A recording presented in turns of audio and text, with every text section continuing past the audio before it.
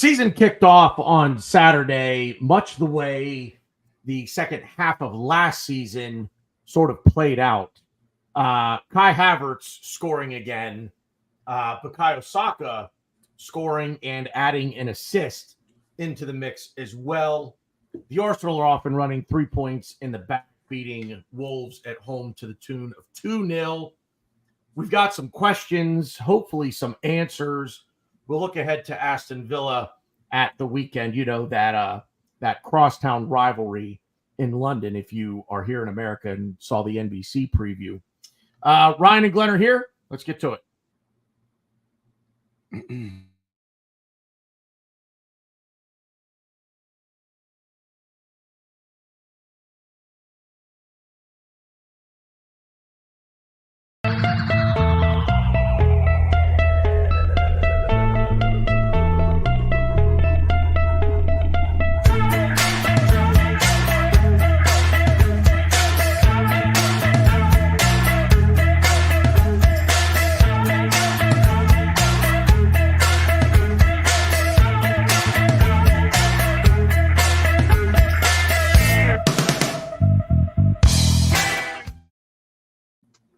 Ooh, that's not good.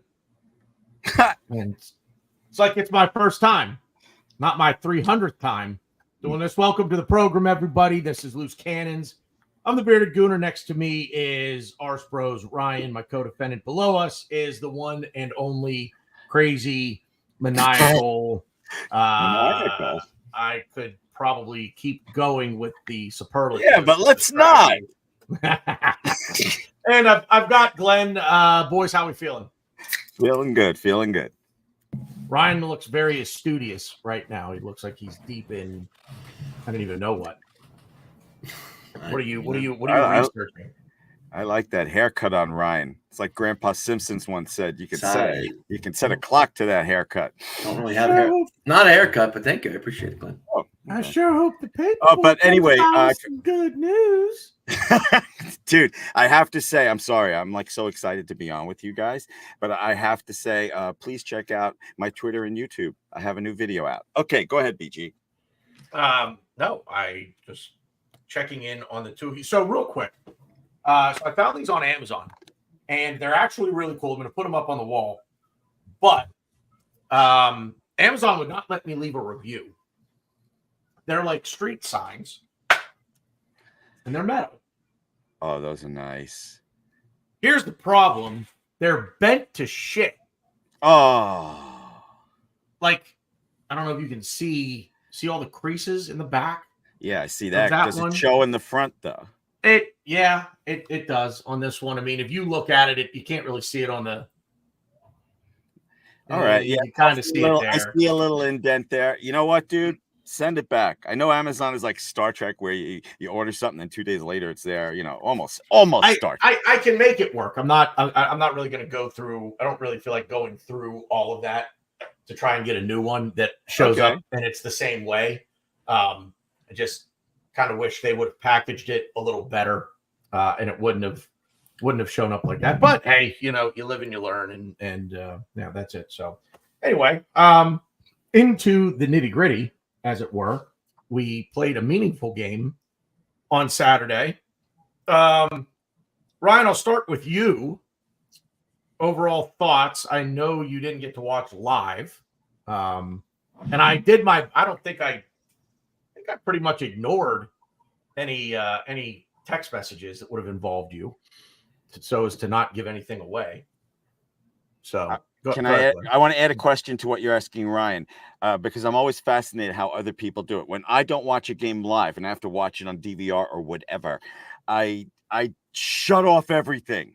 Okay, I want to know what you do when you can't watch a game live, Ryan. The same way. Okay. I don't talk to anybody. I kind of don't want to know. Only because, like, especially if I know I'm going to talk about it with people, like, I kind of want to have a little bit of an unbiased opinion. And yeah, and it helps, like, when I write my notes, because if I don't know what happens, I'm kind of a little bit more focused in the game. It's funny. I watched the game probably like 1.5 times. I watched it, and then I kind of like went back and watched some things over again. So, yeah. My question for you is this. I can't take notes during the game because I find myself, I'm like, okay, but what's coming? Like I have to be watching this. I can't like look away to write something down.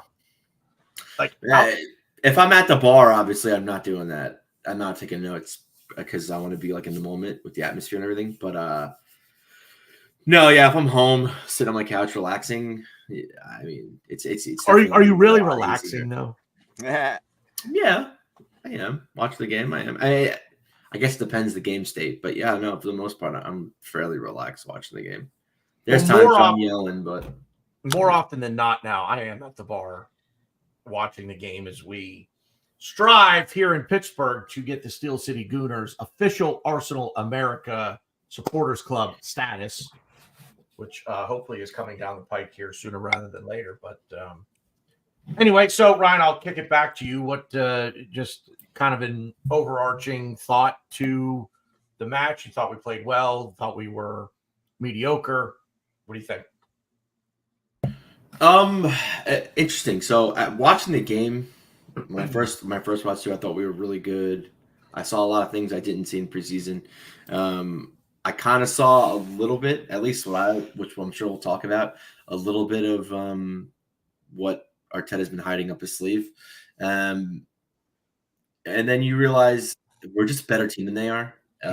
I think we played well, but we didn't play at our best. But I mean, it's the first game of the season. Declan Rice, someone who never cramps, is cramping. So yeah, I'm happy, but we just gotta push it up a notch because we do have tougher fixtures ahead very soon. Glenn? Yeah, I explained some of this on my video, which you can catch on Twitter and YouTube. Thank you for your consideration. I thought we were terrific for the first half. I thought Wolves, I give them credit. They played a tough game, especially after, losing a key player like Neto. I got to say, their game plan, I said this on my video, YouTube, Twitter.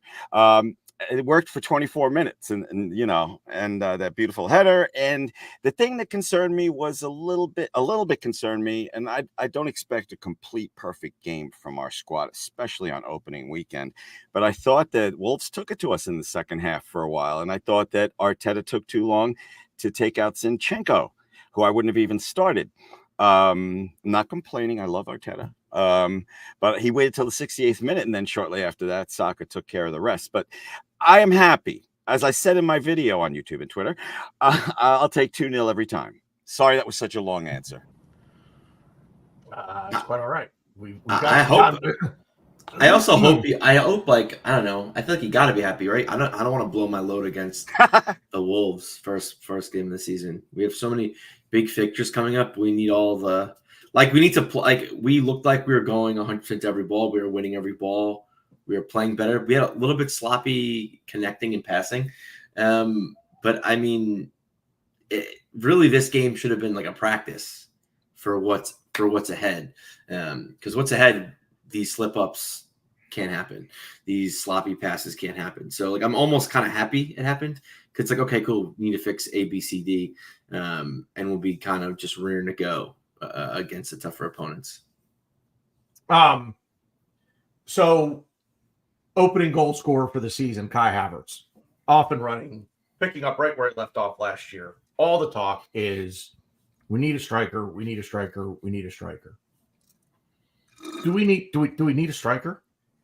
I mean, Gabriel Jesus didn't even get in the game that I'm aware of on Saturday. Did he? No. Yeah. He did. Yes, he did. Did he come on as a sub? Yeah. Oh, I didn't even notice him either. I didn't even notice him either. What does that say for him? Probably at the point at the bar where it was a long night the night before. And there was a lot of beer. Yeah, I was just gonna say, just say Saturday, you were drunk. So. I was too I definitely wasn't drunk. Oh, that yeah. Shit, man. That was Gabby Jesus that I was gonna say, I don't know how you don't remember that. But Glenn, can I just tell you, BG, everything you just said in the last 2 minutes were the voices in my head for weeks now. Okay. Do we really need another striker? So I felt a little justified in my own thinking. I don't go on X and like, you idiots. I told you we don't, Havertz is good. That's not my style. But I feel if we can only get one person before this gosh forsaken window ends, please, a midfielder. Well, that's coming down the pike. We'll get there in a few minutes. That's why I stopped. But Ryan, I mean, you're a Kai Havertz guy. Let's not get too crazy. Yeah, I think he's better than the average. Ryan, person. you and I were defending him when he got off to that horrible start. Don't be modest. Don't be modest. I'm not. I guess I like him compared to most people because he does play for the German national team, and I have been defending him because people think he's horrible and like we need to get rid of him immediately. But I think that's obviously crazy too. I mean, he's got the most goals and assists at his position as striker in the Premier League since he's arrived at Arsenal, or I guess since 2024. So I mean, it's got to say something, no? Well, I still think so. I guess going back to answer your question, I think if we could sign an outright killer striker, I wouldn't hate it. Because I don't know. I know people shit on him being left eight for us, and I know we're bringing in a left eight, but I think Marino and Kai are completely different left eights, and I think we need, especially at the left eight position, we need different types of players. Kind of like we have different types of players at our I guess right eight or our six. I don't know. I like him. I mean, the stats are there. He's doing really well for us, but I do think we need a killer that's going to really put us over the line against like Man City. I was going to name other teams, but really it's just against Man City. I mean, Ryan, question. Can I ask Ryan a follow-up question? Ryan, if we can Mm-hmm. only do one before the end of the window, midfield or striker, which one? Only one. Are you counting Mourinho? Because I mean, he's pretty much here. He's pretty much here. I mean, Okay, then yeah. I'm sorry. I withdraw my question. Go ahead, Beachy. Honestly, I'll go further. I'd rather have. Excuse me. See, no, I'll take that back. Yeah, next, go BG. Sorry. I'm kind of curious what you were going to say. No, I was going to rephrase the question, but it's no, you're good.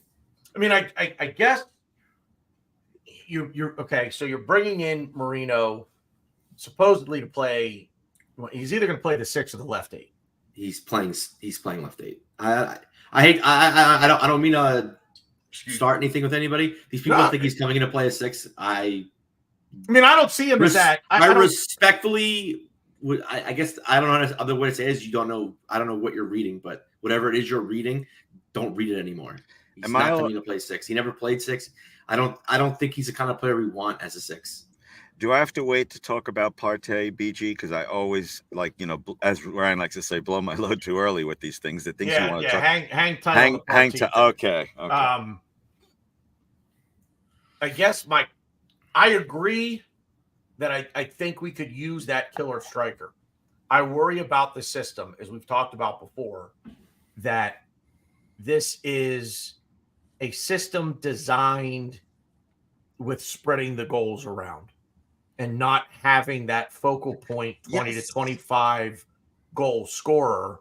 So I worry if you bring in an Osimhen, an Ivan Toney, bringing in any of these guys and then expecting them to bag 20 or 25, and they don't. What's their purpose here if they're not going to do that, and that's what they're here for, and they're not going to do it because you've got Bukayo Saka on the left doing his thing, who could very well hit 20 goals. Exactly. That's my defense of why we don't need another striker. I expect huge year from Saka and a big year from Martinelli. Okay, I'm sorry. Go ahead.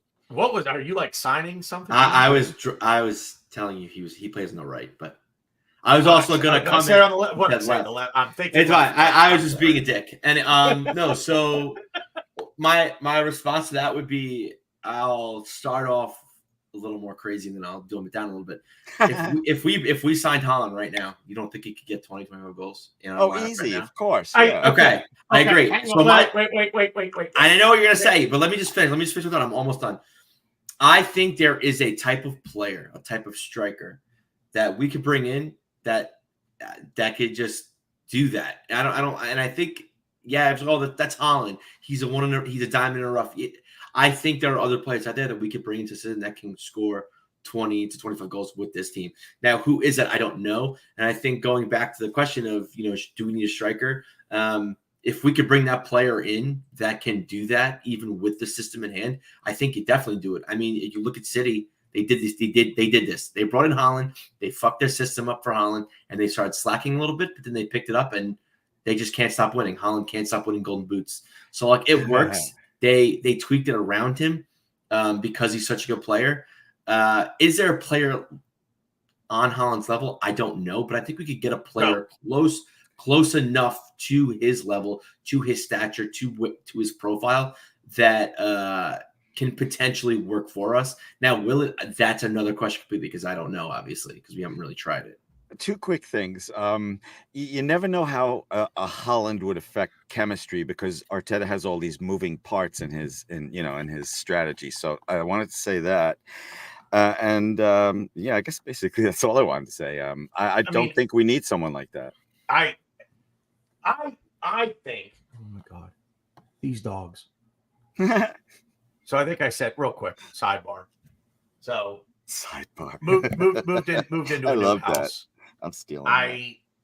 The one closet where half my clothes hanging up, the bar fell down, the rod fell, and my clothes fell with it.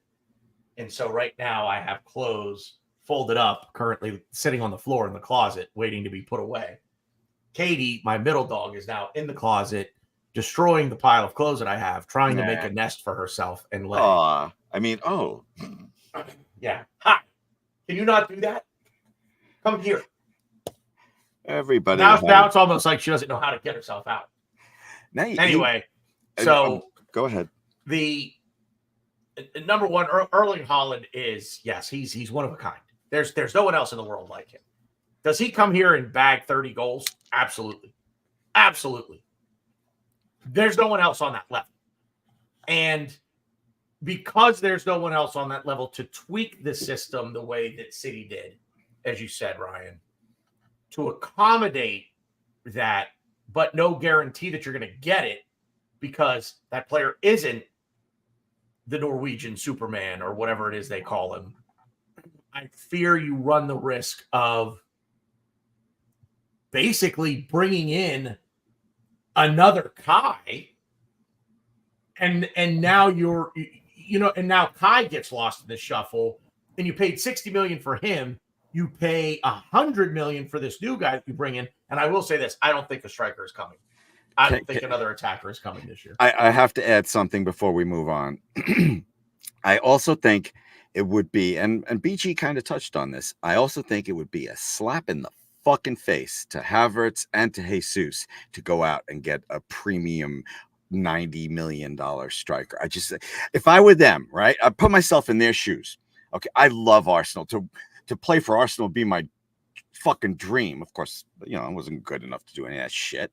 But if I was Jesus or if I was Havertz, I'd be like, what? You just got this Haaland type guy? I'd be like, oh, fuck you guys. I'd tell my agent, I want to go. I'm serious. I'd be fucking insulted, especially the way that Havertz has stepped up. Fuck that. That's a slap in the face. I mean, we have to look at, as Ryan said, over the summer, raising the floor. Ceiling is the roof. Right, and all we can ask players to do is perform when they get their chance.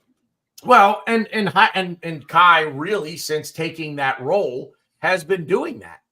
But like this, I don't want Havertz as our first choice. Okay, so what do you want him to do then? He's 60 million pounds. He's going to be a first choice something. Not necessarily. I understand. I understand what Russ is saying there too. I understand that. But you go out, you buy a guy for $60 million, and the guy's looking at it, and then now he wants to leave because, well, I'm not going to play because Mikel Arteta doesn't make substitutions. So if he's not going to play, then now all of a sudden you get to a point where you're stirring the pot a little bit. See, I'm at the point now where I like the versatility that Jesus brings, where he can play across the front three. I would bring in another striker, but I would not bring in. I wouldn't bring in somebody that I look to Kai and I say, okay, I'm taking a 60 million pound player and relegating you to the bench now because he doesn't work in the left 8 role consistently. Okay. He does not. There's been no consistency there. But there's been no consistency in that position since we made the position. So you don't put him out as a black sheep. I mean, anyone that's I'm not putting him out as a black sheep. Even Declan Rice, his poor games for us were him playing the left 8. Yeah, I'm not saying he's had a lot, but but you can't single Kai out and be like, oh, he's not a left 8. No one's been a good left 8 for us this season. It's been our worst position. But where else is he going to play? If he's not the 9, he's going to play there. Not my problem. You know what I'm saying? He's not. If he's not the 9, he's the left 8, and he's not played well as a left 8. Now that's not singling him out, and it's not shitting on him. That's the truth. More often than not, when he has played that role, he has had a poor game. Who's the best left 8? Can I ask you guys something? And Russ too, who just asked this question. Russ, please write in the comments what you think to this question. If I guaranteed you guys right now that Saka was going to score 25 goals in the Premier League this season, would you still want a striker this bad? I mean, if I guaranteed it, just pretend that he's going to get 25 and we somehow. Well, with all due respect, that's a really dumb question because you can't guarantee that But I'm offering a premise. I'm trying to get you guys. I would say yes. You say yes. All right, and I'll just say one more thing. Also, hello, Mike Hertz. I'll also say one more thing. Arteta and Edu and company and our scouts have been so good at finding those diamonds in the rough. Instead of going out and spending 90 million plus on a striker, how about a striker with experience, but he's young, and you bring him up in the Arteta system, let him be the third striker after Nketiah goes. Find one of those little diamonds in the rough that they're so good at. I just don't see the need to spend so much money.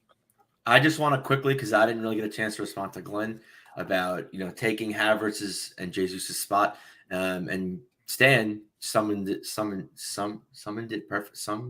He did a good job explaining it. I couldn't. My words are just not there. And this is exactly what I was going to say to you. I don't care if they're not performing. We need to raise the floor. We lost the league by 2 points. So any upgrade we can make, we make it. If we have the money to bring in a striker, we have the money to bring in an upgrade on Kai Havertz. I'm taking it all day long. Okay. Because the league is 2 points. Champions League was a game in Bayern Munich. These little things that have happened to us last season. If we can upgrade on them, even if it's completely buying a brand new striker, we do it. We have to do it. We have to be ruthless. We're evolving past Gabriel Jesus. Kai Havertz is an interesting thing. We brought Kai Havertz to be a midfielder. And it just so happened he wasn't working at left 8. We tweaked a few things. Good one, Stan. Yeah, exactly. But you made me snort, bastard. Arteta has said in multiple interviews he was brought in to be a midfielder, and it didn't really work. We couldn't figure out the left 8 position, and we had to play him at 9. We did. He played well. He got the system, and we benefited from it. And he's kind of been that striker for us ever since because he is putting up great numbers. But if we can upgrade on him, which I think we can. So you said earlier, BG, that there's no player like Haaland. I slightly disagree. I think even take Haaland out of this. I think there's a player better than Kai Havertz that we could bring in to this team that could score more goals, be more effective than him. Is he going to be Haaland? I don't know. Maybe. I also think I would like to think the rest of the 9 players we have on the field are fantastic footballers and can make this striker signing be Erling Haaland. I mean, that's I have to say. Oh wait, let me. Okay, I have to say, when it's like me against the world, like it is right now, I always try to see where it falls apart, where the common ground is, and where it falls apart. And I figured out where it falls apart. What separates me from you guys? We have different ideas of ruthless. When we talk about partay later, I'm going to be in the minority again, and I'm going to be my version of ruthless. That's when we talk about partay. But for me, I believe all we can do with this young talent like Havertz is, say you perform, the job is yours. He's performed, and to me, that's a slap in the face. But your guys' ruthlessness is, and I understand it. I actually do, because if we get it, I'm not going to be upset if we get this striker you guys are talking about. I just don't want it. It's like saying no to a Christmas present. Yeah, sure, I'll fucking take that. But to me, it's a slap in the face to Havertz. But you guys want to go that one step more with ruthless. I get it, okay, but we're never going to agree. For me, my last thought about it is, do I think we need a striker? Do I want a striker? Not necessarily. I'm not saying but I do think if the player is out there to upgrade on Kai Havertz, we take it. And I think there is a player out there to upgrade on Kai Havertz. Now, like I said, he's leading in goals and assists in 2024 out of all strikers in the Premier League. So the stats are obviously contradicting that. But I still think there's a play to bring in. Now, do we? That's the thing. I don't know. Is this Mourinho guy going to be the reason we get 2 points? Is Calafiore, is Timber going to be the reason we get 2 points? I don't know. But the thing is, we need to upgrade. We need to be better than last season, because let's face it, we didn't win anything last season. And we have to win a trophy this season. We just have to. So something has to change. We have to upgrade somewhere. And I think the thing that we lacked the most in our team last season was our killer instinct, us scoring goals. So if that's the case, we didn't really change anything as far as killers up top. If anything, we took away. We're selling players in that area. But yeah, I don't know what the right move is. I just hope that they come to the right decision coming in the transfer window, because these 2 points that we lost the league by are massive. And a single striker could definitely change that. So I agree, I think Kai Havertz has stepped up, but he's got to be consistent. If he's not, then what are we talking about? We have to sign a striker. What's the number? What would be the number that someone, the footballing wizard would come to you and say, I've got the crystal ball. You get to pick the number of goals that Kai Havertz scores in the Premier League. Not all comps, but in the Premier League. I got a better way to say, for you to say he's the guy. He's maybe not the guy. Maybe we don't say he's the guy. Maybe we say he's good enough. He's the first choice, number 9, leading the line in Premier League competition. How many goals does he have to score? What's okay, that let me level go. of Let me go. consistency? Let me go first. Let me go first, because I want to reword your question. Okay, and that is also the answer to your question. I say you put 18 goals and you say under or over. I would say over. I don't think there is a number, because of what we just talked about, how our system is about spreading goals, and no, we don't have a guy that's going to score 20, 25 goals. So I don't think there is a number. I think the team has to, and it's a shitty cop-out answer, but the team has to be consistent. He has to perform because let's face it, when he has his bad games, I personally look at him and I'm like, his movement off the ball is just tremendous, but like it's not enough. And we saw that last season. I thought his movement was tremendous at left 8. I thought his movement was tremendous at false 9, but again, not enough. People shat on him when he was left 8, even when he had good games. And he was consistent to an extent, but he isn't the prototype striker that everyone kind of looks at, like a Erling Haaland or a Gyökeres. But yeah, I think it just comes down to the team just performing. And like, I know, yeah, I don't know. So yeah, I'm sorry, I can't really give you like an outright number, because at the end of the day, this system that we have is spreading the love. And, thank God we have a Saka, we have a Martin Odegaard, we have a Gabriel Jesus, we have a Trossard, we have all these, a Martinelli, we have all these pieces that need to kind of contribute going forward. to answer my own question, I think I'm going to answer it perhaps in a different way than what I should, based on the question that I asked. Kai Havertz had 30 goal involvements, meaning goals and assists, in 38 matches. And that's assuming that he's healthy and available for all 38. So in a 38 game season, if he had 30 goal involvements, and I'm the guy who at the beginning of last season was Kai Havertz this was a waste of money.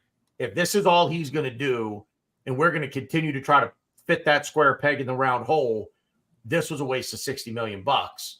Then, we've got to figure something else. We got to figure something else out here. And then, Dubai happened. We switched some things up, and here we are. I just don't know. I guess, Ryan, at the end of the day, where I come down on this is I don't know that I agree with you that there's a player out there that is better than him, that the system could be tweaked around. I don't think there's a player out there that's where the difference in quality between Havertz and that player is so great that we could tweak the system to fit that player to try to get that player 20 to 25 goals. I just don't think that player exists. It could have been Mbappe, but boy, oh boy, if anybody watched Real Madrid at the weekend, no, three players on the left and the right side was wide open because they just all drift to the left. I always the only time they would get anybody running into the box is if Bellingham would make a run into the box. But Mbappe would have been perhaps that player. I don't want Osimhen. I just full disclosure, I don't want Victor Osimhen. Quick story. Every time you talk about Mbappe, I'm sure you guys know this. I always think of Wenger when he said, "I almost signed him." I don't need to know that, sir. That's all. Every time I hear about Mbappe, I hear Wenger's voice in my head. I almost signed him. I mean, Stan, I get the sentiment behind the comment, but at the same time, if you can create more opportunities, because I think by and large, every player, the conversion rate is below 50%. I mean, unless you're a Thomas Partey type player, I'm not saying Partey does this, but unless you're a player that is, unless you're Mo Elneny, you get 3 shots a season and you convert 2 of them. Unless you're that player, attacking players with a big shot on goal volume, I think more often than not are going to have a lower conversion rate than 50%. So in that case, if you boost their chances, their opportunities, then hopefully, they're still going to miss, and they may miss at a 65% clip.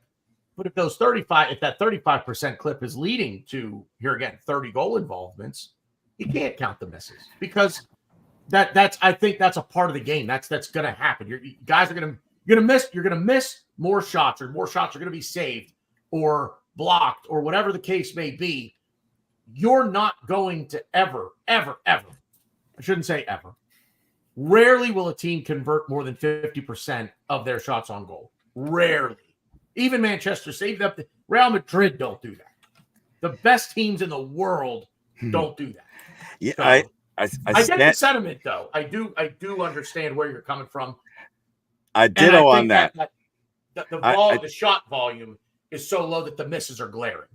So I think you're right on that front. Go ahead, Glenn. I'm sorry. I want to say that I do totally respect Stan's opinion on them, but Stan, if life had been different and your path led you to being the owner of Chelsea, I think they would be operating exactly as they are right now if you were the owner of Chelsea. You're a tough boss, dude. And you would just be throwing shit out left and right and bringing in shit. And wow. I mean, I like the ruthlessness, and I like the attitude of this. We have to be ruthless. But at the same time, you can't get lost in this, but we have to be ruthless. And that becomes the main focus of everything you do from a business standpoint, meaning we're not ruthless enough. Maybe you don't. Maybe there comes a point where you've got it. You don't need to be ruthless. You just need to tweak a few things. And like Ryan said, we're looking for the difference. We're looking for 3 points, right? We're looking for 3 points from last year. We lost the league by 2. So we're looking for 3 points. 3 points. We've all known Stan for years. Now, is there a player out there that is worth that is going to get us that 3 points with this team? Or let me rephrase the question. Can this team find it themselves? I think this team can find it themselves. I would just like to add that we've all known Stan for years, and he is so right most of the time. It's frightening, but I think he's wrong this time. I mean, I'm not gonna say Stan's wrong, but I will say this. I pulled up big chances missed last season. Kai Havertz is tied for 10th at 13. I'm going to quickly just rattle off the top 10. Well, he's tied with 10th with Jared Bowen, but I'm going to quickly go. So number 1, Erling Haaland. 2 is Darwin Nunez, then Nicholas Jackson, Ollie Watkins, Isak, Brandon Johnson, Mo Salah, Calvert-Lewin, Solanke, and then obviously Bowen and Havertz. So that top half is all players that we're talking about, players that we want. Maybe not Jackson and Nunez. Those guys miss at a crazy, like we talk about like Jesus and Kai missing. I'm just happy we don't have Nunez and Jackson because it's watching them play football is actually kind of frightening. But like people like Ollie Watkins, people want Isak. Salah is constantly talked about for a while. Calvert-Lewin was always talked about. Solanke just signed a big contract to go to Tottenham. It's just the chances are always going to be there for the top teams. It's a matter of putting them away. And you look at someone like Erling Haaland, 34. He won by 34 big chances missed. The next was Nunez at 27. So I mean, it's just stats for you. And it's funny because I'm kind of arguing against myself a little bit. I and this is where kind of me and Taryn disagree. I do still think that we can bring in a player better than Kai Havertz. But to say Kai and Jesus, all they do is miss. Well, I mean, stats do. I won't really include Jesus in the stats because he didn't play a full season for us, but Kai did. So, yeah, that's good point. I agree with that. Good job. And that's the other thing about that stat is that he only played there for a little more than half the season, maybe right on halfway. So, whew. But I mean, he had so many chances he had a lot of chances at left eight. Let's not kid ourselves. It's not like he had no chances at left eight. He was always in the box. That's what I liked about him. It's his movement in the box as a left eight coming from the midfield. And that's what, at least I thought, that's kind of what Arteta wanted. But now with this potential Mourinho signing, I don't know if that's what he wants. But I mean, he was still getting in the box. He was still having the chances. So I mean, that's kind of like, yeah, I get, but I don't like it. Stats can be deceiving. Can we move on? Well, let me pose. Yeah, they're deceiving in our favor because Haaland's leading the stat. And he led the goal. Let me pose this query in a different way with some not late breaking news, but some news of the day here, if you will, with Eddie having agreed, according to Fabrizio, he's apparently agreed personal terms with Nottingham Forest. Their good fit. Forest is looking like they're going to meet the valuation with £30 million and then another 5 in add-on. So it looks like they bumped that offer up. So Arsenal are looking to get at least £30 million. So with a striker leaving, does that now make the striker search more imperative? Do we need now, just from a pure number standpoint, do we need to bring in another striker? First, I'd like to say congratulations, Eddie, and Forrest. I think you got yourselves a little, if he stays healthy, a little Olivier Jr. there. I'm so happy for him. This is his point to shine, and I hope he stays healthy. He could score up to 20 goals for them. I really am so happy for him, and I'm ecstatic that we got a price worthy of that young man's talent. Now, your question was, do we need another striker?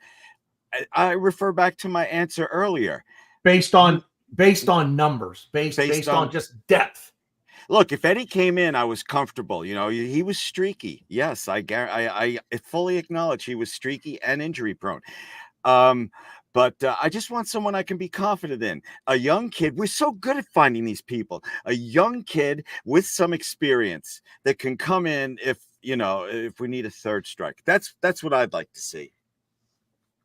Ryan, does it now become a numbers game for you? Well, first of all, I don't understand why Forest is signing him. They have two strikers in Chris Wood who scores for them. Now, do they think Eddie's better than Chris Wood and Awanayi, who when he scored against us last season? Yep, I forgot all about him. Was it Saliba or Gabriel? He bodied one of our defensemen. Man. And I was just like, "Ooh, this guy." He's older. He's 27. Chris Wood's obviously older too, so I guess they're bringing him in. Eddie's 24. So yeah, I guess they want to kind of bring in a guy to kind of seed them out. But listen, you want to spend $30 million on that? Go for it. He's all yours. No, I think that's a fair price. Yeah, no, it is. But I'm just saying, if you're Forest, I don't know. I don't really think I don't think Eddie and Kedia, again, this isn't a Forest podcast, but I will really quick. I don't think Eddie and Kedia moves a needle for them as to what they have. And they're going to spend $30 million on him. I don't know. I don't know if I like that move for him. But listen, I'm not going to complain. And I hope he proves me wrong, because I always said that I think Eddie is a Premier League striker, just not for Arsenal Football Club. And I think he could do great things. And I hope he does great things. I just I was curious about the team. I'll be watching. I'm sorry, Ryan. I'll be watching ESR and I'll be watching Eddie this year. Yeah. I think we all. Yeah. Sorry, Gary. Yeah. No, Eddie's gonna be great for Forest. No. So back to the question. No, I don't think we need a striker. I think you have Havertz. We have Jesus. Even in the interview before the season, Arteta even talked about Trossard being really good at the false nine. He hasn't really played there for us much, but he could do it. So I don't think we need to make up numbers as far as strikers concerned. Now, as far as an attacker, I don't know. Maybe he's worth it, Mr. Arsenal. A lot of our players are. They could play the wings, they could play the nine, they could play the left. They could play everywhere. So as far as what certain position, I don't know, but I don't think we need a striker at all. I think you have Jesus, you have Kai, or let's put it this way. I think if you bring in a striker, you bring in the striker that's going to be better than Kai. You're not bringing a striker to be second fiddle. You're not bringing a striker to be behind Jesus, to be behind Havertz, to be behind Trossard, because all three of those guys are capable of playing striker for us at some point in the season. Now, do I want them to? Maybe not. But if we're bringing a striker in this window, it's going to be a striker that's going to take Kai out of that nine. Moving on. We've spent most of the show talking about the striker situation. But anyway, so we've covered pretty much the Eddie to Forest thing. That was just a kind of little tidbit of information, a little nugget, if you will. Glenn, I'm going to give you the opportunity. Now you can talk about Thomas Partey if you would like, because I wanted to bring him up. I've heard very conflicting opinions of Partey and his performance from Saturday. So Glenn, I'm going to start with you. I've heard terrific arguments against my opinion on Partey. Chronicles of a Gooner laid out a video of why we should keep him, and it makes a lot of sense. But for me, Partey is injury prone. Okay, we're not going to go into all that stuff of why he missed out. But you know what? Partey reminds me, when I was much younger, I only owned a boat once. It was a 19-foot Bayliner. I was in heaven. My wife didn't really want to go in it, so it was like, I could get away in my boat, and it was like the most perfect few summers that I ever had, going over to Fire Island. Holy fuck, that was great. Anyway, so the point is, to own a boat costs a fortune. It costs bring out another 1,000. It costs a fucking fortune to own a boat. And the last bill I got for it in the second year I owned it was $750. As soon as I paid for it, I took it out for one last ride and sold it. It was like selling one of my children. But that's partay. Dudes, that's partay. You sold one of your children? No, Sophie's choice. I don't know, whatever. Anyway, the point with partay is I think he's injury prone. The people that argue against my opinion, all right, say he deserves to stay here because he's freaking awesome. He is. He's a brilliant footballer, but I think he's injury prone, and I don't want to put all our eggs in that basket. And right now, you guys talk about ruthless. Okay, he had a very good first half in the opening game, and he wasn't that good in the second half. We could get 30 million for him. I think he's worth more. 40 million. I was in Glenn, you're on. I know you're on drugs a lot. Yeah, I am on drugs, and I would think this not on drugs. 40 million for partay, I would take in a heartbeat. The dude is so would I. He's 30, but I mean, if we look, the point is buy low, sell high. All right, sell him now before he gets hurt. For F's sake. I wonder if I could sell my wife Megan if I can become a millionaire. She's worth it. She's fucking awesome. She's a great wife. But anyways, no. Oh, sorry. Wrong reality here. Glenn, there is no world where we get more than fuck. I'd be shocked if we get 10 million for partay. Really? That low? He's freaking great, man. He is. He's so injury prone. He's not reliable. He does this, he does that. Oh no, he's great. He's awesome. I don't want to be in a bubble here, so that's why I'll throw that out once in a while because I do believe that. No, fuck. Gary might have had the comment of the episode. I'll put it up. Yeah, there we go. Yeah, no. Wait. Glenn, guys, wait. All right, the comments are going too fast. I saw something about my boat. It disappeared. I saw the one after that. Glenn, no one cares about your fucking boat. Listen, ready? Thomas Partey, right? Why are you being so mean? We haven't sold him because I'm just talking right now. No offense, your boat, whatever. We haven't sold Partey because nobody wants to buy him. We had the opportunity to sell him last summer. We chose not to, and now he didn't really play much for us last season. And now we had the opportunity. Oh, we're looking to sell him. We put him in the shop window. Nobody wants him. So, like, trust me, if a potential buyer came in, I do believe we're going to sell him. But yes. I'm going to go back to Russ's comment. I agree with this, but my one caveat here is, and people, I think this is like the whole like Declan Rice, is he going to be our left 8? Is he going to be our 6? Declan Rice is going to be the 6 for this club. If he wasn't going to be the 6 for this club, we would have brought in a 6 this summer, and we didn't. I mean, who knows? There's still time. We may still bring a 6 in. Who knows? I don't think so. We're bringing Mourinho. He's our left 8. Declan Rice is going to be the future at this club as I was our 6. And I think for right now, until we get Mourinho in, until we figure this left 8 role, I think Declan Rice is kind of a chameleon a little bit, and he could kind of play that left 8 while we get the ashes of Thomas Partey and the last legs of Jorginho, because they both can't really play an entire season. We can't put our faith in both of them for 38 games, for more than that, because we're going to need them for Champions League.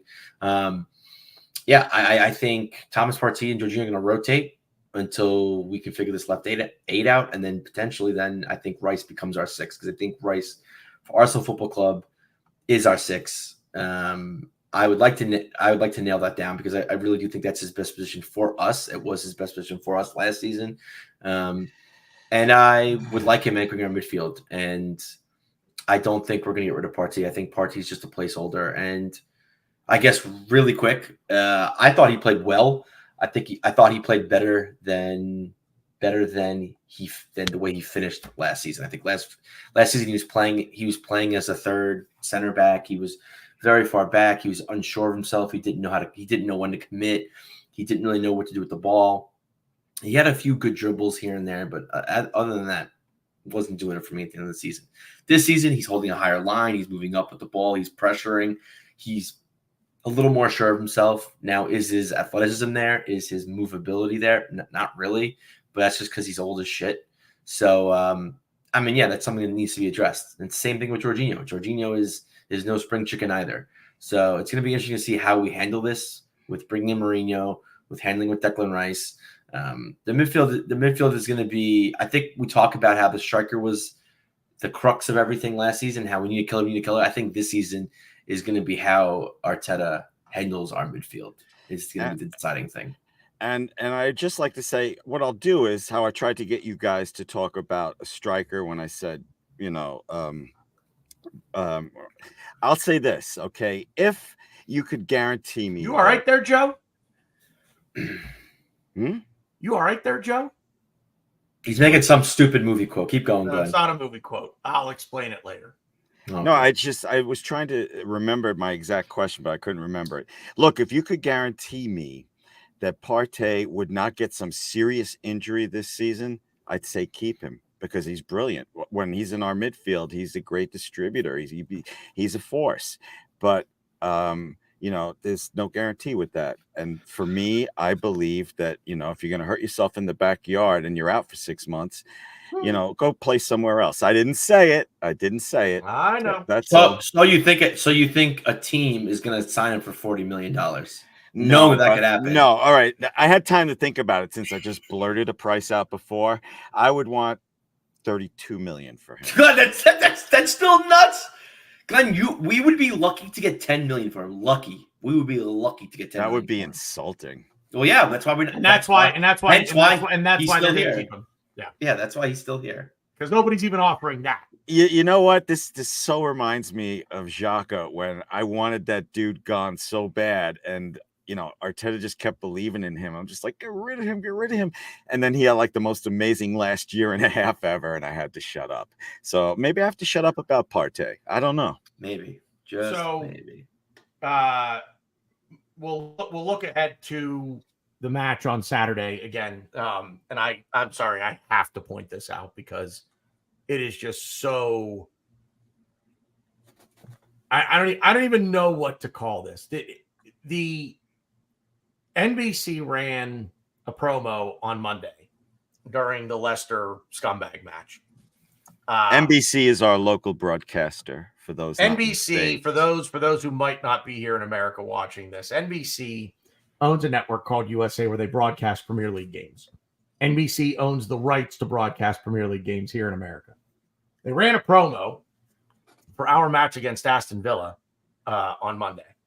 And it was billed as a crosstown rivalry and a London derby with us and Aston Villa.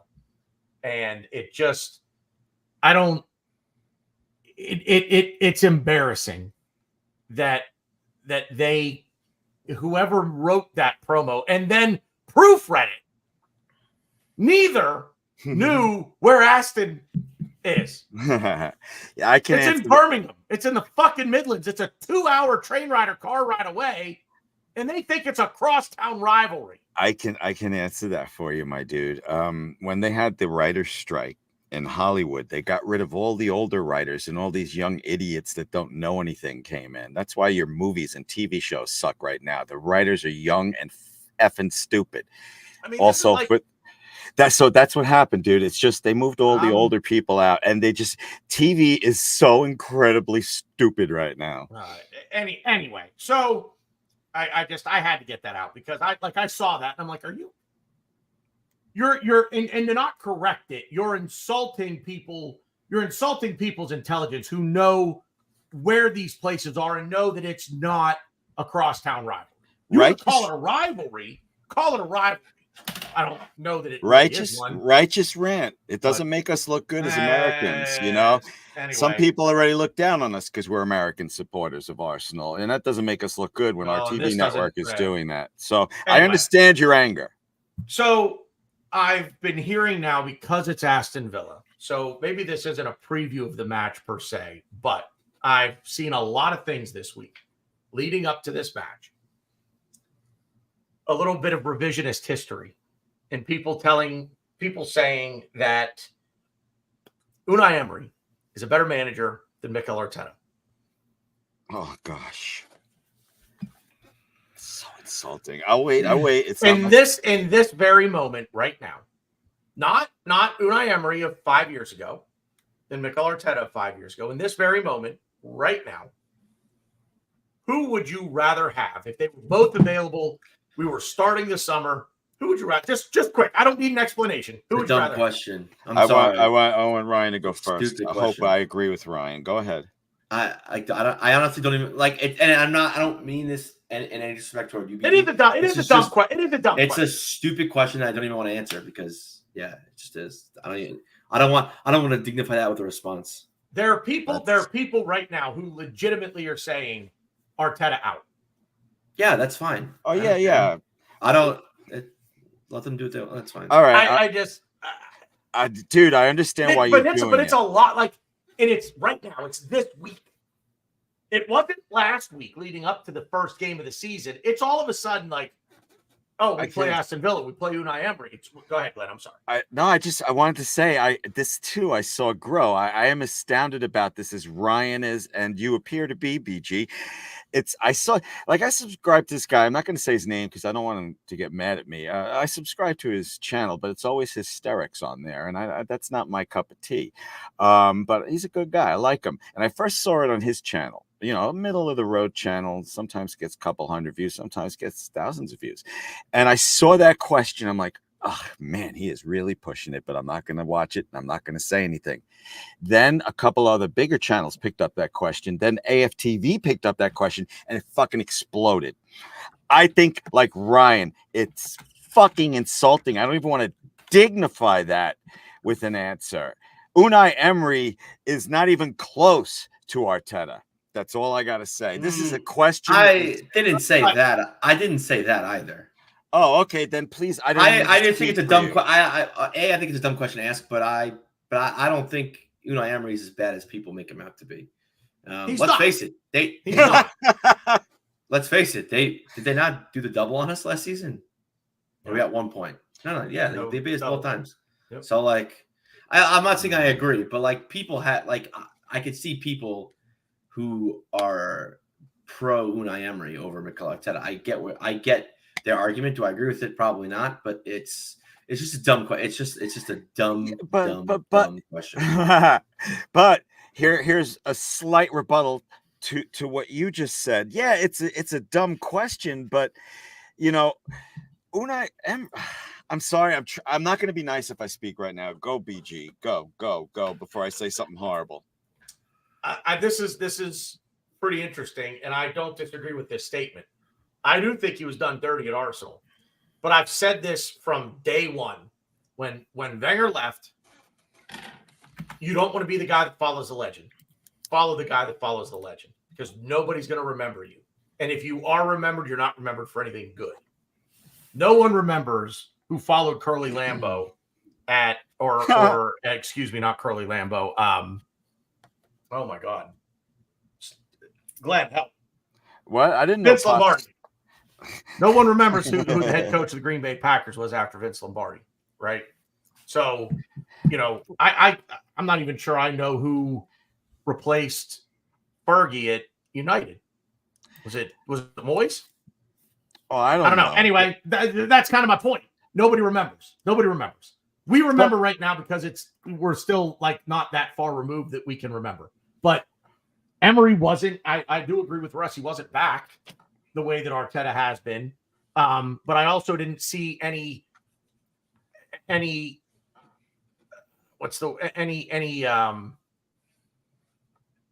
attempt to,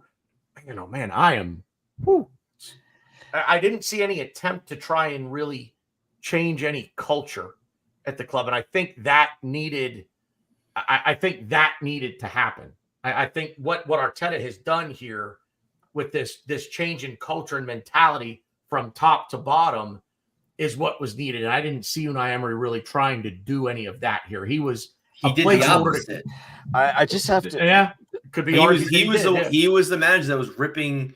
I don't know exactly. I don't want to quote because I don't know exactly what they've done. But when he came in, he was ripping down all of like the old Arsenal stuff. He's like, "Oh, new regime now. This is what he was like afraid of it because he knew what he had to follow." So yeah, but guys, the whole point is you can take that. Yeah, Villa did the double over us, but how did they get into the Champions League? Because Tottenham fucking fell apart. they played Villa played well. Villa played well. Yeah, Glenn, Villa was good. let you not Villa was forget there all that season. I predicted them to finish. All right, I don't want to hear this every show. All right. I'm over all this right. Emery talk. Can we? What's next? Look, Reece the Nelson, point is like, because of this question that everything BG just said, Arteta transformed Arsenal. Arteta, when he came in, I said what Claude, God rest his soul, formerly of AFTV, said. I'm like, oh, great, we hired the guy to put the cones out for Pep. Okay, wrong, the wrongest I've ever been, and he has transformed Arsenal to the point of envy of other clubs. On the best clubs in the world list, we are number 5. Okay. It makes me insane. Well played, sir. It makes me insane to even compare the two. Thank you, Matthew. I'm trying, but Glenn just keeps going on and on about Emery. I think he gets a crush on him. Wow, I go on and on, Ryan. Okay. Yeah, you are about Emery. Yeah, it's insulting.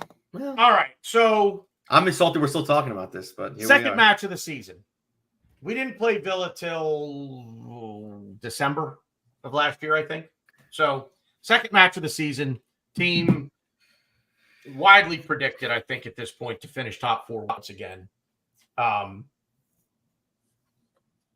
I mean, I guess, how do we see this playing out, boys? I see a more mature Arsenal going in there, remembering what happened last season and winning 3-0. Oh.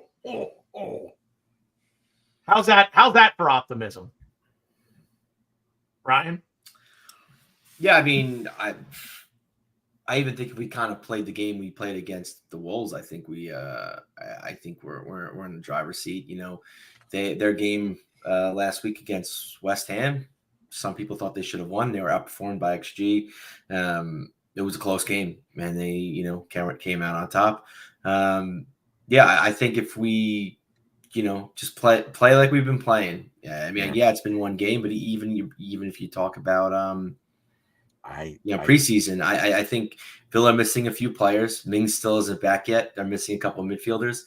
I mean, Watkins does have a knack of always scoring against us, so that's going to be interesting to see how we deal with him. But I think if we're on the front foot, pressing on their weakened defensive line, I see no issue with us taking 3 points here. Okay. But I've said that before, so. Well, first of all, I'm on borrowed time, but I don't give a shit. Okay, so we're just about done. I just want to say this. You guys remember that long period last year where we were getting like 4+ goals a game, and we just watched Arsenal. It was like watching a video game. I think we're just a couple of games away from that. I do. Boys are going to warm up, and we're going to just start tearing the shit out of everybody. Just like that stretch last season. It's going to happen. It's coming. Whoa. Got so excited. I almost knocked my microphone off. Yeah, go, guys. I'm on borrowed time. I mean, I pretty much agree with everything that Ryan just said.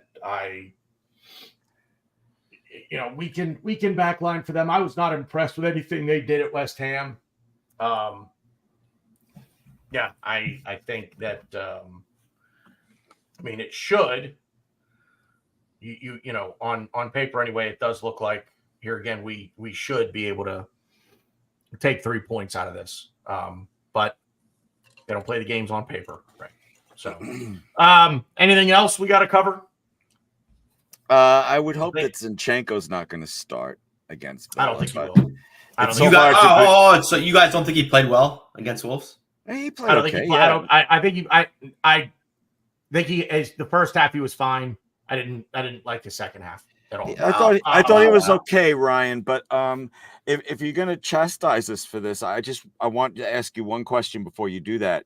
Protecting a 1-0 lead, were you comfortable with him there? No, but every major chance we had was because of him. So like to say he was fine or he was okay in the first half, I think is crazy. To think that come by the end of this calendar year, he might be fourth choice left back. I think he was outstanding considering that. I think he played well. I think he's just the kind of player you want at left back when you're playing against these shitty teams who. And we're not playing a shitty team on Saturday. I didn't say I talked about the game this last week. I'm not saying anything about Villa. I'm saying he had a really good game. I think he played well, and the first goal, he was the first. He was the one that started it. I just want to every major chance we had, he had an involvement in it. He had a key pass in it. One of our best chances where Martinelli was Zinchenko to Rice to Martinelli, who probably should have cut it back and passed it, but he shot it. Zinchenko, and that was probably one of our best chances of the game, and we didn't score. But I like to say he was fine or not good. I mean. Like I said, he's going to be our first. He's probably going to be our fourth choice left back the end of the year. So you need to get on X more because he needs more defenders on X.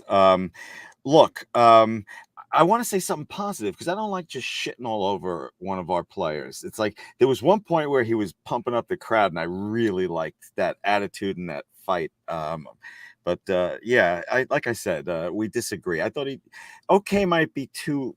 Light of a word. He had a good game. 6 out of 10. But I mean, I will agree. Like I was surprised he didn't come off earlier. But then it's like you look at it like Timber and Calafiorius getting back into the team. They might not have been ready. So I don't know. I don't know. Out of 10, what do you give him? His rating? I gave him a 6. Considering I had probably like 7.58. Yeah, we're not that far. Oh, if you go to 8, we're too far. Okay. I just like I said, every major chance that we had in the first half was because of him. And like defensively, clean sheet, so you can't really talk shit about him getting beat defensively. He really didn't. He made like 1 or 2 missed passes, but the whole team did. So, but yeah, I mean, I think when he has the ball at his feet and he's in the middle third to final third, I think he's very deadly with his passing. His passing was very on point in the first half. And he's a defender, so we're going to talk about him in the middle third and the final third. Exactly. Not doing his fucking job. I'm so sick of this argument. Did they score? Did he get beat? Did they score against us? Yeah, he did get beat twice. Got beat twice, and he got bailed out. He's going to be the fourth choice. He's going to be the fourth choice left back, and what he does at the left back position is something that nobody else in the world can do. I know, but that's what he does for us. I know you don't want to talk about him offensively, but this is what he does. You don't want to talk about him defensively. I concede that he is yes against these weaker teams. Yes, I don't think he had a great game. I don't think he had an 8.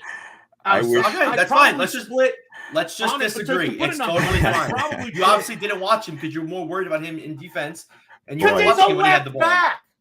Boys, all I could say. So on. If Saliba scores a goal for us, you're saying, he shouldn't be scoring that. He's a center back. He didn't have a good game. That's not at all what I'm saying. That's not at all what I'm saying. But you literally just said you don't care what he does offensively. He's a defender. You care about what he does defensively. So if Saliba or if Raya scores a goal, I care about both. And this notion that as long as he does his job up there, as long as he gets involved up here, he can get beat by Mo Salah. No one said that, but okay. He can get beat by Mo Salah like a rented mule, game in, game out. But that's fine. And we don't care about that. I also think that people, and not just you, there's other people that that's like the thing that they're lying on. He doesn't get beat every single game. So I'm not saying he did or didn't get beat, but I think the positives he brings to this team outweigh the negatives when you're playing. I think it's a wash. I'll say this. I think it's a wash. That's fine. I won't say the negatives outweigh the dude, I don't even want to talk anymore because we're just going to disagree. That's great. That's crazy to me. He was literally a part of every big chance we had this game, especially in the first half. And he will have you can't say it's this year. They didn't even score. Left back. How many shots did they have on goal in the first half? 1, 2, if that? They had 9 total shots, had 3 on goal. So yeah, how many did they have in the first half? So I had to be like 1 or 2. Ryan, go back. To say it's a wash is absolutely asinine. But that Ryan, go back to that voice in your Ryan, go back to that voice in your head that said, I don't want to talk about this anymore. We're never going to agree. Go back to that voice. That wasn't in my head. I said that out loud, Glenn. It wasn't in my head. I mean, see, I agree with this. I agree with this. The problem is that if he gets against I agree with a lot of the things that you say about him. But it's Mr. Sniper. But this notion that it goes back to this whole thing started with when Glenn said he doesn't want to see Zinchenko play Saturday, and you said, wait, so you don't think he had a good game? But you've also said, well, I want to ask that question. So is Good that Lord, implied? it is my fault. I'm sorry. It is your fault. It is your fault. Are you implying that you would start Zinchenko Saturday? Would you play him Saturday? Would you start him Saturday? It depends. Villa's a good team. You know, you go by the logic. Get someone else in there. I think it depends where Timber and Calafiori are at. I definitely wouldn't play Calafiori. I think it's. And How about Timber? How about Timber? Yeah. Oh, fuck me.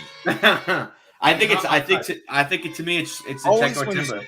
Good fucking shit happening. Always. But Timber also had. I don't know how many times he played left back for us in the preseason. So I think Zinchenko has had a full preseason. I know we disagree. So, but I think it's a closer argument than you're making it seem, just based on the fact of Zinchenko having a full preseason, Zinchenko not being hurt, Zinchenko being ready, Timber hurt, Calafiori still accommodating himself with the team, hasn't really played any minutes for us. How long has he played for us? 15, 20 minutes in total, and they're all preseason games. I mean, it's just we might have to start him. It's not really a choice of. I think if I have to go. I think if we start him, Villa is going to pick on his side all the time. Of course they are. Every team does that. Every team does that, Glenn. But if Timber's there or Calafiori, I don't know if they're ready either, Ryan. I'm with you on that. I don't know if they're ready yet either. I've said everything that I had to say. I think we're going to win 3-0 and give them a nice spanking. Any younger viewers that are watching this now or later, take your time getting married. Trust this old fart in your fucking monitor right now. Take your time getting married. Thank you, guys. Wonderful footy talk. I think that's. I mean, I don't know. Is there anything else we need to kind of cover on this match against Villa? I mean, I think the rest of the 11 is. I'm sorry. I don't want to backtrack here, but I'm kind of curious. I mean, I think everyone is in agreement that Mascara should have been sent off. For both things. God. I think the hand on the butt was a little weird. I don't know if he should have gotten sent off for that, maybe a yellow, but he wouldn't be on the pitch anymore anyway. But it was just a weird place to push someone. I think he could have pulled him. He could have did a million other things. He had to let go in his ass. I thought that was odd. But I'm curious because I think I have a very different opinion than most people about the potential penalty on Saka. I know a lot of people said not enough contact, and I don't think there was a lot of contact. But when he cut back, he got the contact, and it prevented him from squaring the ball to Kai for or it might have been Martinelli for an easy tap. And I think, to be fair, I think it should have been a penalty. I'm not screaming about it. I didn't obviously go to Twitter. I didn't go crazy. But I think plays like that, I think need to be looked at longer. So, I think he feels the contact, and you see a little wobble where he could have caught himself, and it's the way that he goes down. He could have kept himself up, and he tried to draw the penalty by going down. I think if you watch it back, you see there's a very, if you blink, you'll miss it. But there's a moment where when he feels the contact, he starts. It's almost like contact, he starts to go down, but then takes another step where he could have corrected and stayed on his feet, and then just arms out and falls. And that the way that he goes down, I think there was enough contact that if he goes straight to ground, it's given. I think there's that little moment where he tried to catch himself, and then it was like, oh no, I'm going to go down. And then when he goes down, his arms go out. He just goes down. And it doesn't, when he goes to ground, it doesn't look natural. It looks like he's just kicking his feet back and falling. I agree with that. I think, and I think that's why I think he. No, yeah, I think he. And this is why I hate shit like this, is because I think he tried to stay up and he realized like I don't but I don't think he went down because like I'm gonna do that penalty. I think he tried to stay up and try to make the move. He realized he couldn't make the move and then he went down. Right. Yeah. So I think that's a penalty. I think the defender impeded him. I don't think he went down because he wanted to go down. I think he went down because it's like, all right, well, I think he could have. He wouldn't have made it. I think if he stood on his feet, he would. I don't think he makes the play. I think the contact impedes him from making the play. But I think what the ref sees, and I am certainly not defending the ref, but I think what Jared Gillett sees is that moment of you could have probably stayed on your feet, but you didn't. And it's the way it literally just watch the way his body goes down. No, yeah, I think that is what Gillett looks at, and he says, "Nope, you're trying to draw it. The contact didn't put you on the floor. You're trying to draw it. Get up, keep playing." I think it just sucks because you're promoting players to go down immediately and not trying to make plays. But I think that's what came into Saka said. Saka's like, this isn't going to happen. I'm just going to go down and roll the dice. And it's like, I want to see as much football as I can. I don't want to see players falling to the ground looking for balls. And it's just, I don't know. Shoe on the other foot. We're screaming at the player to get up. If the exact same play happens and it's just the shirts are switched, we're yelling at the Wolves player to get up.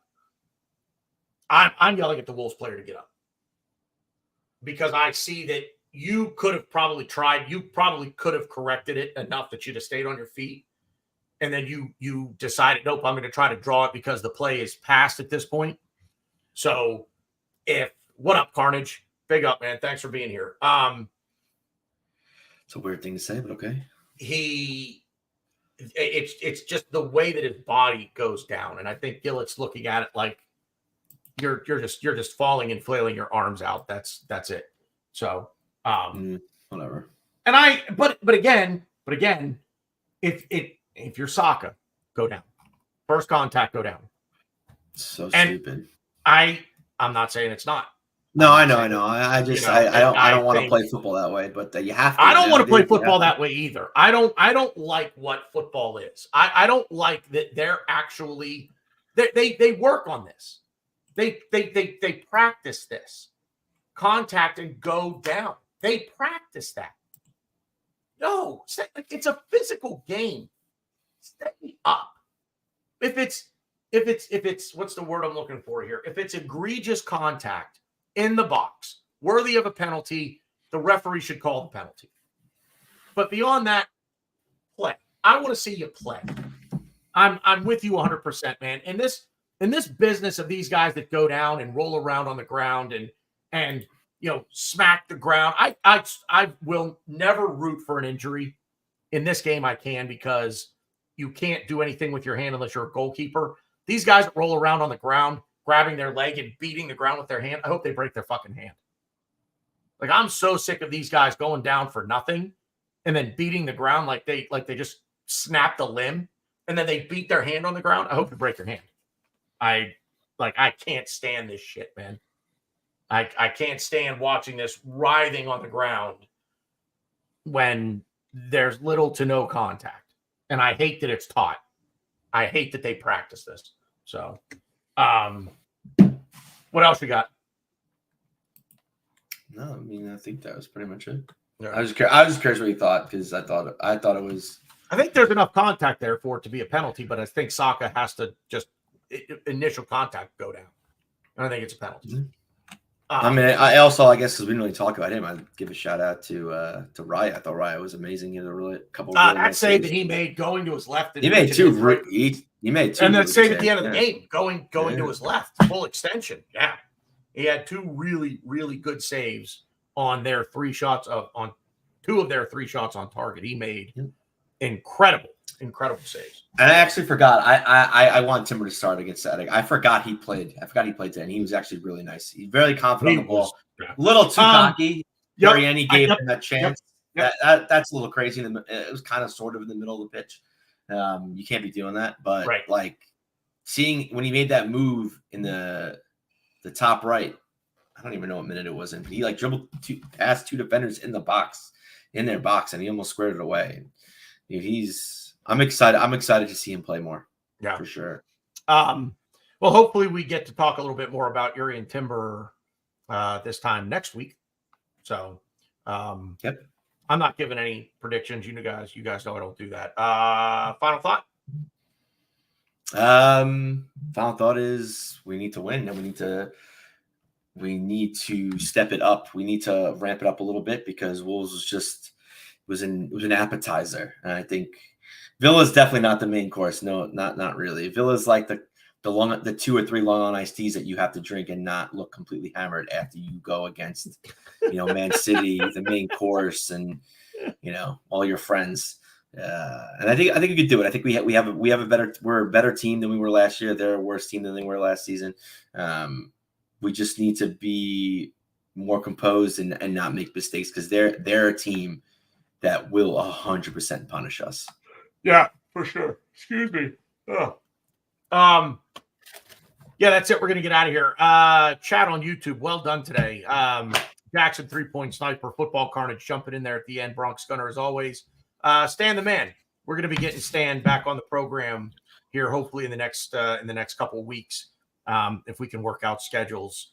So look forward to that. Sorry, Stan. Spoiler. I messaged you, by the way. Let's see. Russ Morgan was in there as well. Matthew DeSouza was in there. Gary Moss Sports World was in there as well. Michael Harris, new name. I'm not sure I remember you. I apologize if you've been here before. Ryan of the Mr. Arsenal podcast. Good stuff, chat. It really was.